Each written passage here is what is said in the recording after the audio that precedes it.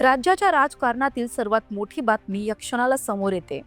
बारामतीचा गड पुन्हा एकदा चर्चेत आलाय, पण निमित्त मात्र अत्यंत भावुक आहे. दिवंगत उपमुख्यमंत्री अजित पवार यांच्या निधनाने रिक्त झालेल्या बारामती विधानसभा मतदारसंघाची पोटनिवडणूक अखेर जाहीर झाली आहे. केंद्रीय निवडणूक आयोगाने पोटनिवडणुकीचं फुंकर वाजवले. निवडणूक आयोगाने जाहीर केल्यानुसार बारामतीमध्ये 23 एप्रिलला मतदान होणार आहे, तर 4 मे रोजी निकाल जाहीर केला जाईल. 30 मार्च पासून उमेदवारी अर्ज भरण्यास सुरुवात होणार असून बारामतीकरांच्या नजरा आता राजकारणापेक्षा भावनेवर जास्त खिळल्या आहेत. बारामतीचं राजकारण नेहमीच काटेकी टक्कर सारखेच असतं, पण यावेळी चित्र काहीसं वेगळं दिसतंय. अजितदादांच्या निधनानंतर बारामतीमध्ये त्यांच्याबद्दल मोठी सहानुभूती आहे.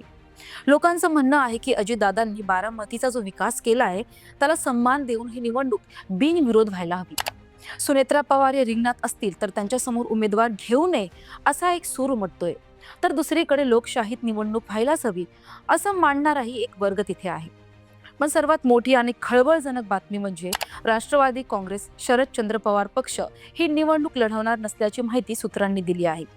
मागच्या वेळी बारामतीत अजित पवार आणि योगेंद्र पवार यांच्यात चुरशीची लढाई दिसली होती, म्हणजेच दोघांनीही विजयासाठी पूर्ण ताकद लावली होती.